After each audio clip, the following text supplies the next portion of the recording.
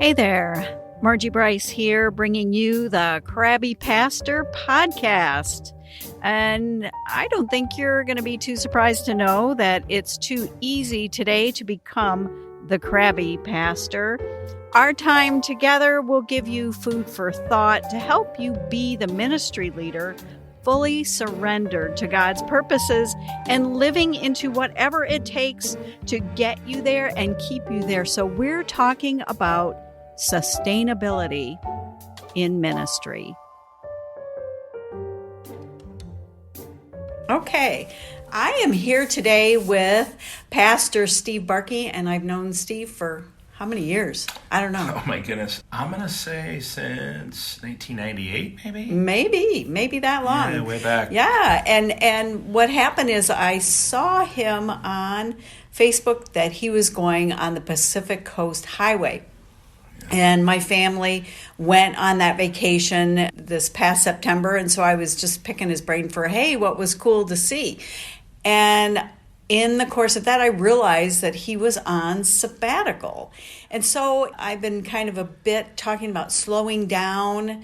Sabbatical's like full stop for a while, where you then just pick up and go do something totally different for a period of time. And so, Steve, I was hoping you would talk to us some about how did you know it was time for a sabbatical? Yeah. Wow. Well, it was probably time for a sabbatical for me like 4 years before I got it. However, COVID, and I'm sure listeners can relate to that. And then also, we had just started construction on our first ever building. We planted the church in a basement of a home in 2003. And then after that did, 15 years between two elementary schools, setting up every Friday, breaking it down on Sundays after worship. Then COVID came, and then we couldn't even be in a school because they shut them all down. And so we were thankfully in another church, so that meant we didn't have to set up chairs in the sanctuary because they were already up. So that was like a beautiful thing. But at any rate, the building was being built, and so everything had to be delayed. But yeah, I needed that back then, but we waited until the building got open, and then even at that, we needed an extra almost year because there were a lot of new people coming in, and we had to get to a level of stability. And then it was like, you just know it's time.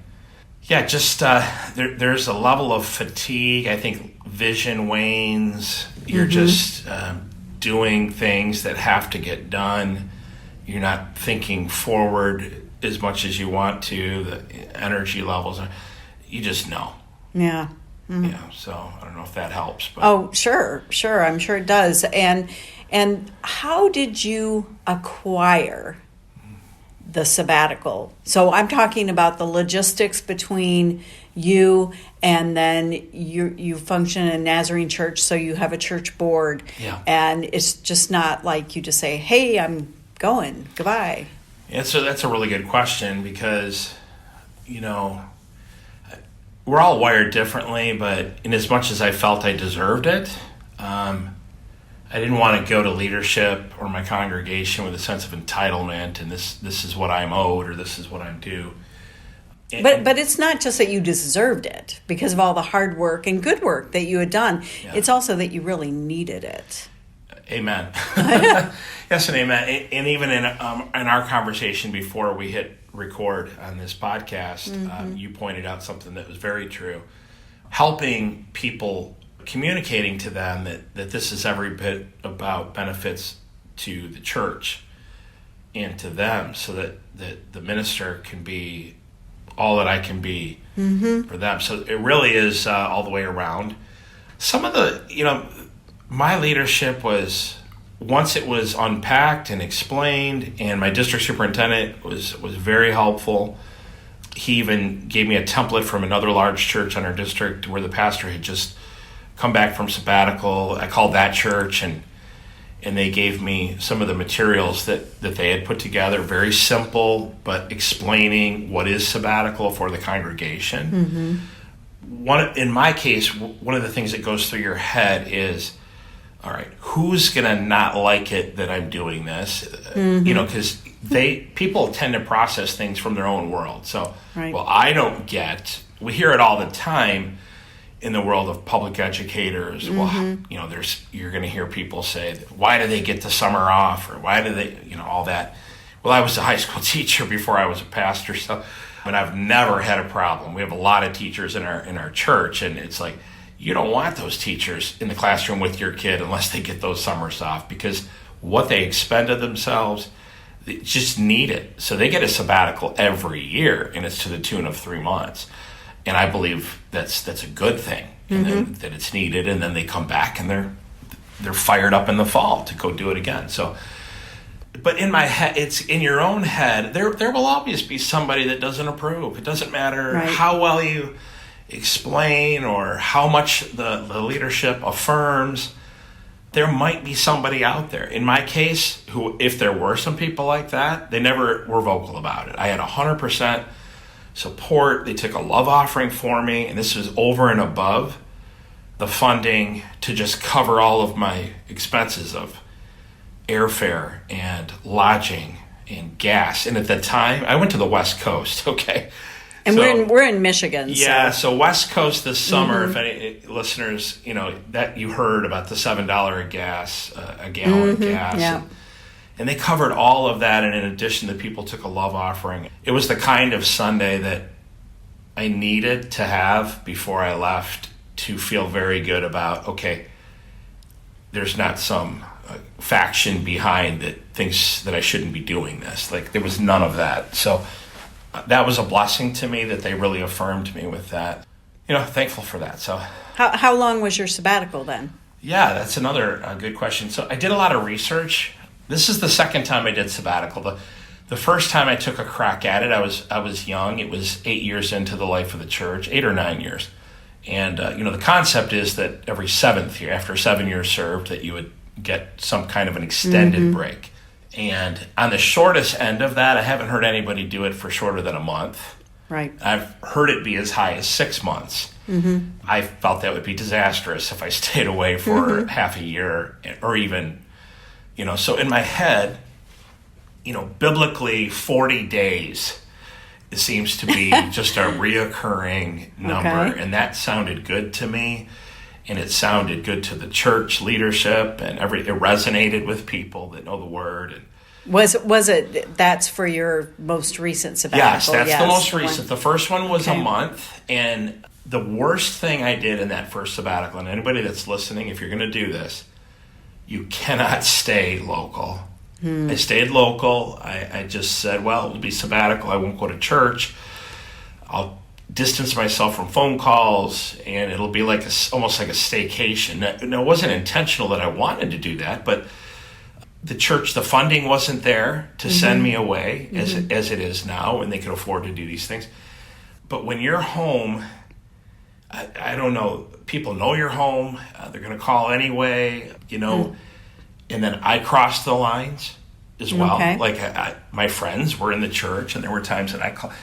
So it just wasn't all that it should have been. And there were even some moments where it got dicey because people were like, well, I thought you were, and somebody died and you didn't go either be there for the emergency funeral or even go see the visitation. Didn't matter that you explained to them, I'm not going to be doing anything. Right. So if you're there, but if you're far, far away, nobody questions about whether, well, he should have come because I'm different than so you went far, far away. I learned that from the first one. And so that's why you say, well, why did you go to the West Coast, right? Well, because I wanted to get as far away from here physically as I could. And man, that was a wise decision. I'm happy I did that. And it was 42 days total. So I left myself a travel day to get there and a travel day home. But the sabbatical itself was 40 days. And you were by yourself. Yeah, that's what I was just going to go into that. Yeah. So not for all of it. My wife and one of my daughters, we tried to get the other daughter, but her schedule wouldn't allow for it. But so I had my wife and one of my daughters for the last 14 days, 2 weeks.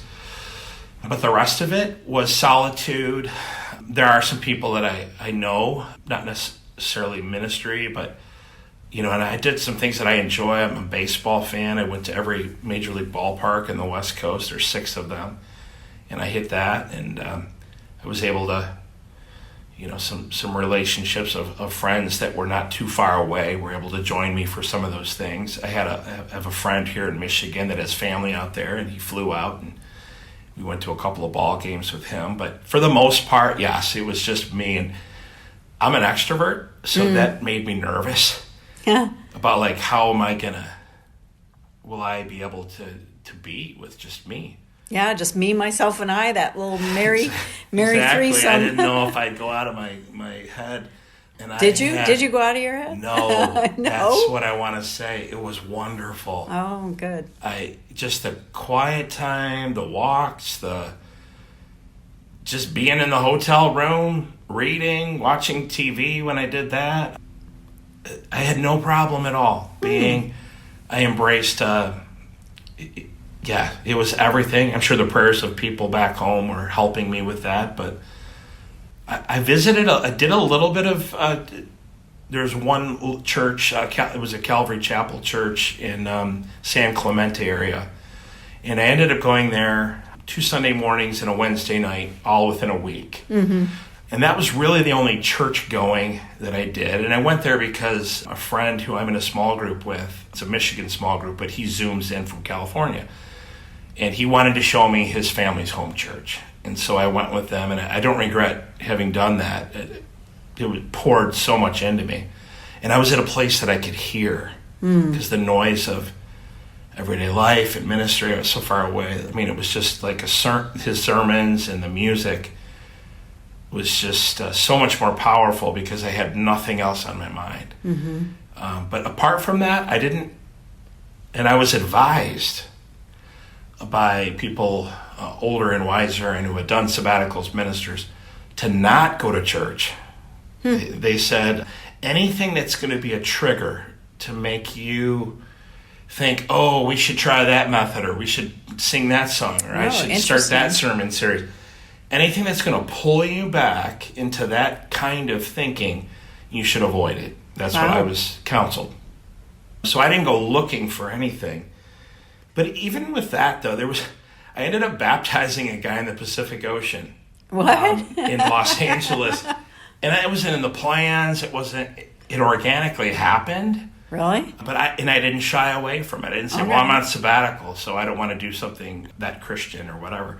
I mean, it was beautiful that this thing happened. Did you just meet him in the park and start talking? No, it was somebody that I had known his family from back in Michigan, but we just connected, and through conversation, it came out, that he hadn't been baptized, and something in me just said, well, why don't we? You got an ocean right there, and he said, I think I want to do that. So the next day, he had his girlfriend. I think it's important that you have a witness or somebody that, public testimony of this thing.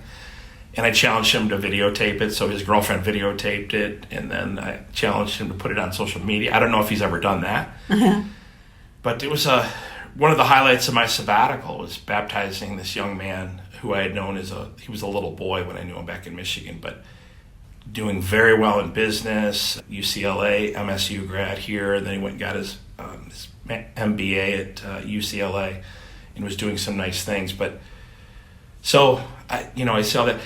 Let me just throw this in. It took me 2 weeks or to 2.5 weeks, the first 14 to 20 days, to truly get free. To truly power down. To get peace.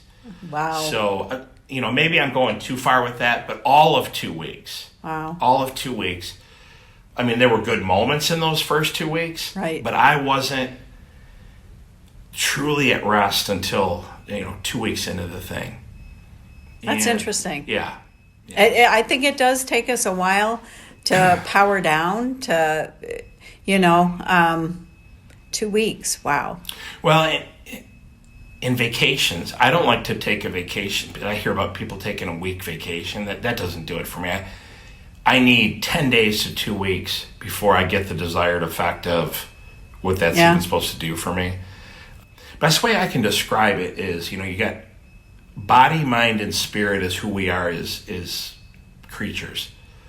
We definitely rest our bodies, even if it's the case of sleep deprivation will make you rest, because eventually you'll just drop over and fall asleep. Right. And you'll get something. Now, maybe you don't have good practices, maybe you don't sleep enough, but you'll get rest. So that's the body. It's the other two that I don't think we do. We don't. Which other two? Our mind. Oh, the mind and the... And then our spirit.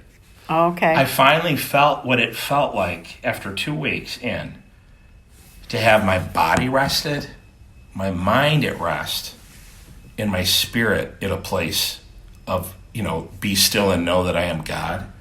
All three of those were now at rest, and I have tried to describe that feeling to people, and you really can't. And then it became, oh, dear Lord, how do I keep this feeling or this state of being? It's more than a feeling. There's something to this Sabbath thing, and this is a form of Sabbath, a sabbatical, but there's got to be a way that I can hold on to this body, mind, and spirit rest. Yes. Yes. Everything in our world is trying to steal that from us. Absolutely. Absolutely. So how are you working then today to recapture some of that kind of body, soul, mind, all that rest? Yeah, we had while I was away, there were some, by the way, let me just say this. Support staff will make or break a sabbatical. Now it may be lay people that step in and handle responsibilities. It might be paid staff, whoever's listening to this, it might be them, and they feel that they can't get away. So that's important, the village of who's in your world to make sure that things are holding together while you're gone. And if that piece isn't there, I don't know that the 2-week mark where I would have entered into peace would have ever happened.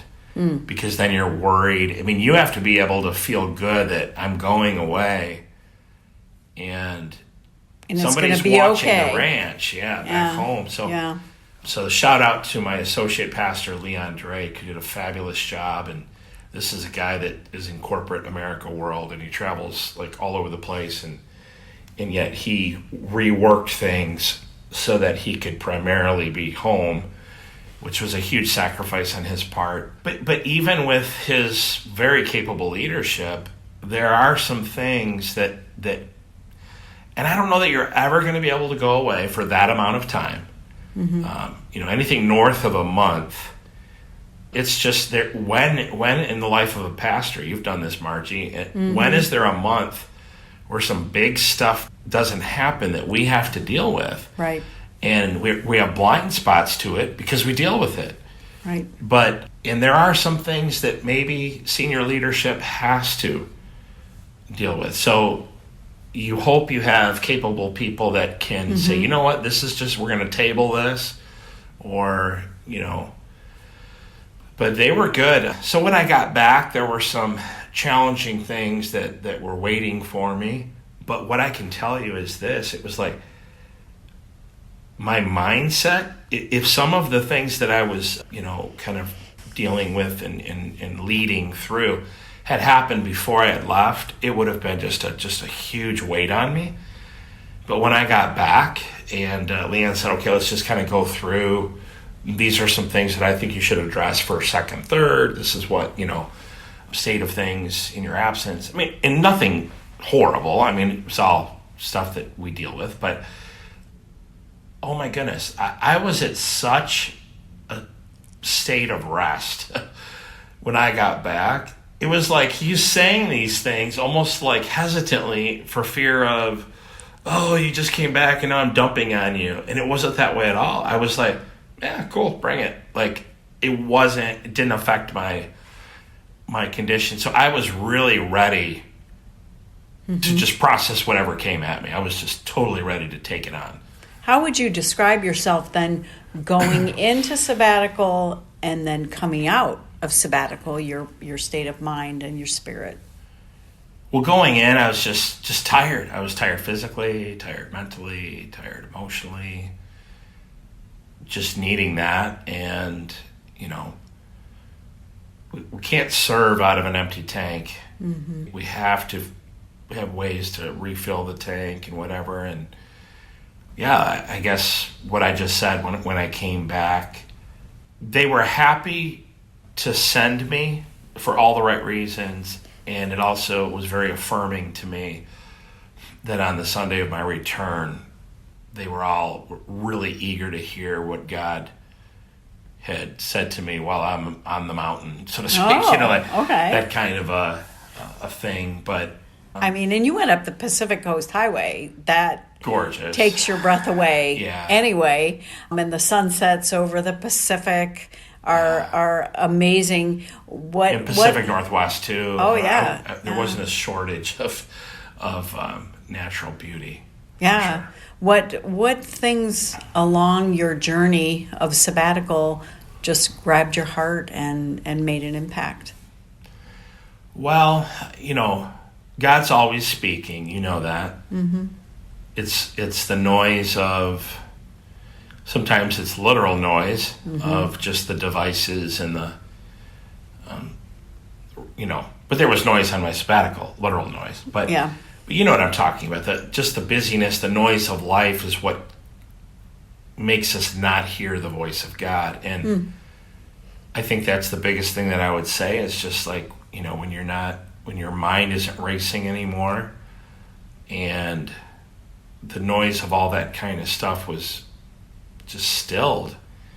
Oh my goodness, it's amazing, the creativity, I was just seeing God everywhere.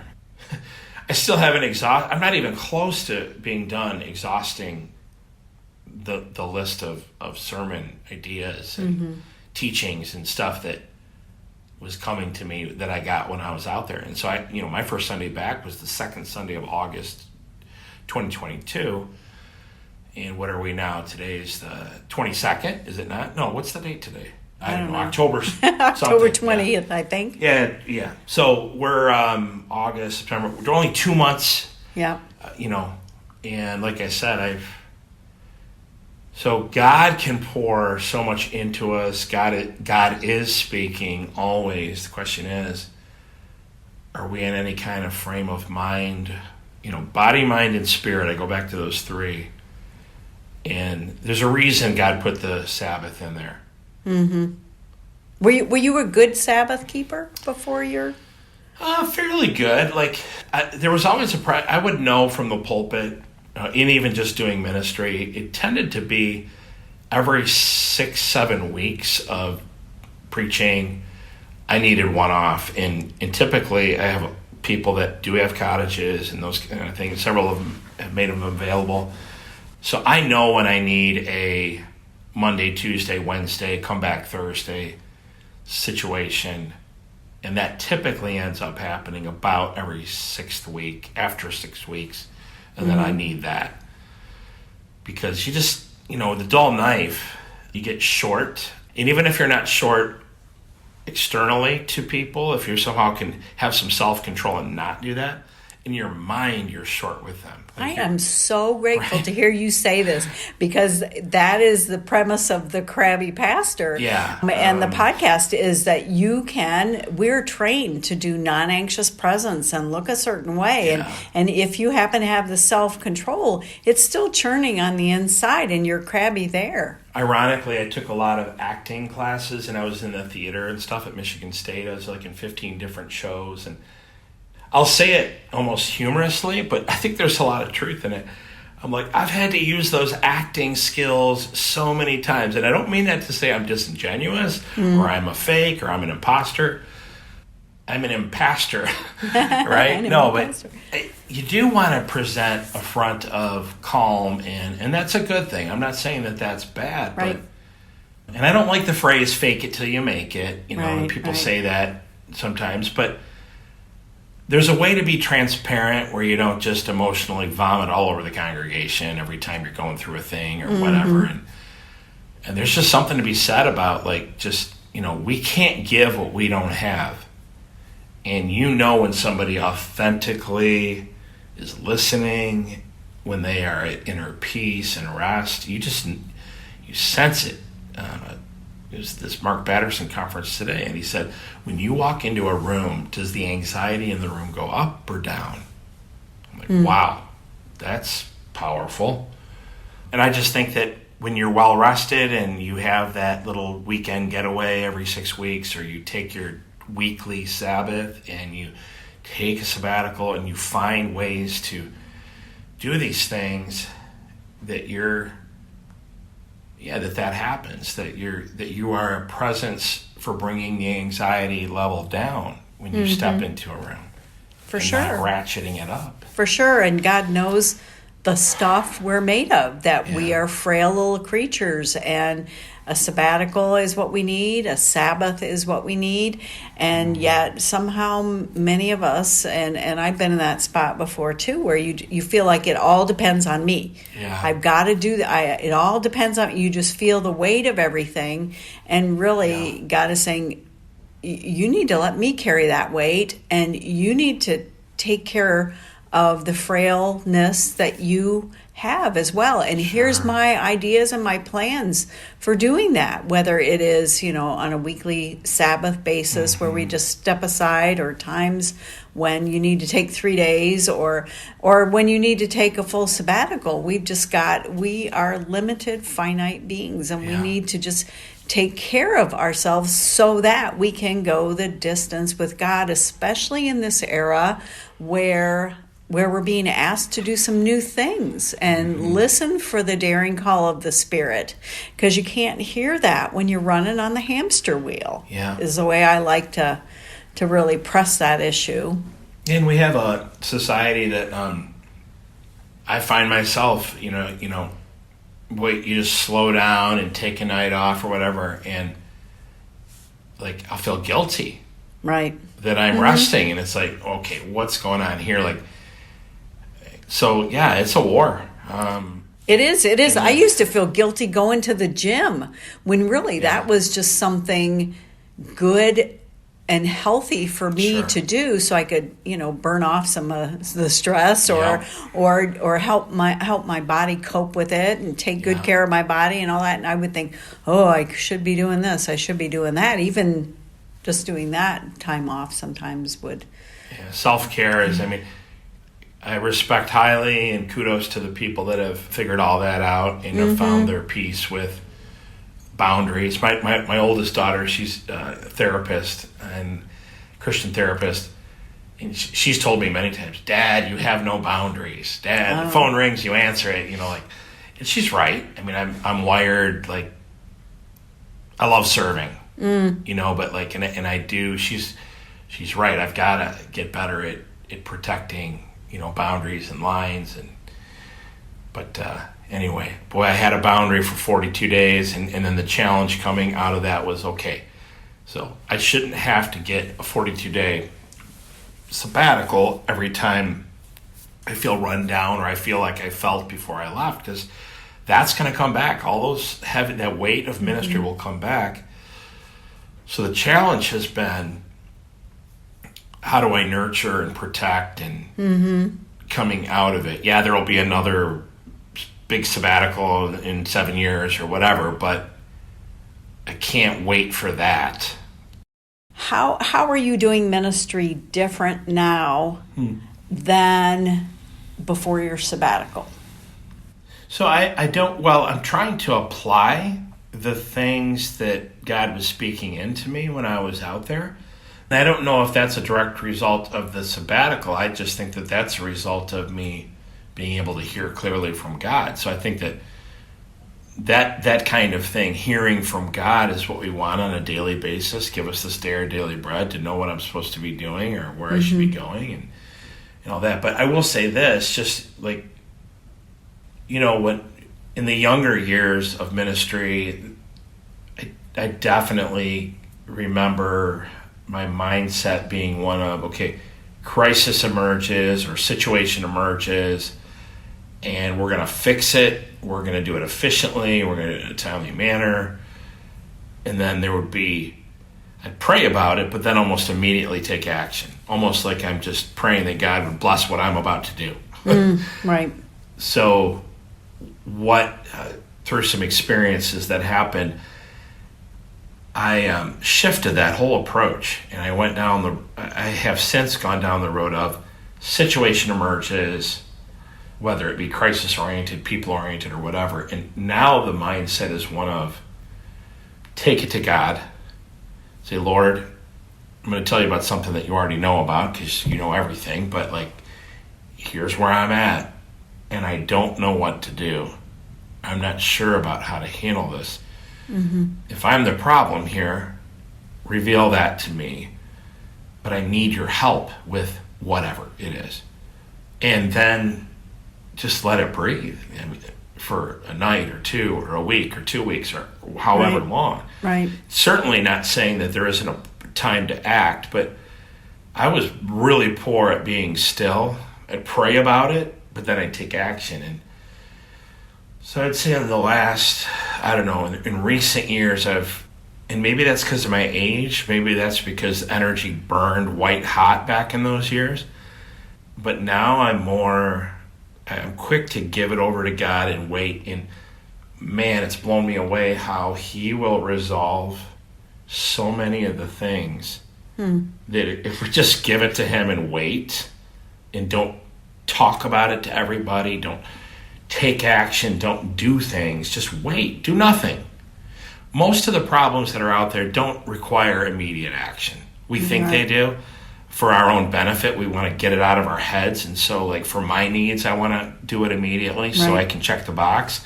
But they really don't require that. So I'm doing a better job of giving things to God and waiting, asking Him to resolve whatever, and man, He's really good at it. Isn't that amazing? Wow. Newsflash, God's good at resolving problems. So, absolutely. And how He does it, the outcomes, I'm just blown away by it. I'm not getting into specifics, but it's wow, how I was going to handle that was this, and this. And when it's all done, I could see, well, that would have been a casualty for this would have damaged that in my plan.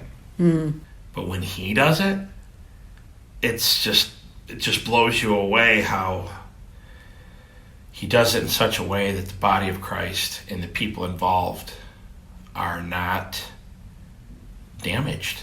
In the way that they would have been if you had just said a prayer and done your thing. Yeah. I'm the leader. Here we go. So that's, I guess, I'm 52 now. I started this when I was 33, and that's just been something that God's worked on in me, and I want to even grow that more dependence on His leadership in the church. And I'm not the senior pastor of this church. I'm the associate pastor, and he's the senior leader, and just taking everything to Him, and that's it. So, and that is an amazing piece of wisdom to leave us with. So I want to really thank you, Steve, for being willing to share, and hopefully this has an impact on one of our listeners and they decide, I'm looking into and I'm pursuing some sabbatical. I got to do a full stop for a period of time to allow God to recharge me. Hey, thanks for listening. It is my deep desire and passion to champion issues of sustainability in ministry and for your life. So I'm here to help. I stepped back from pastoral ministry, and I feel called to help ministry leaders create and cultivate sustainability in their lives so that they can go the distance with God and whatever plans that God has for you. I would love to help. I would consider it an honor. And in all things, make sure you connect to these sustainability practices, so that you don't become the crabby pastor.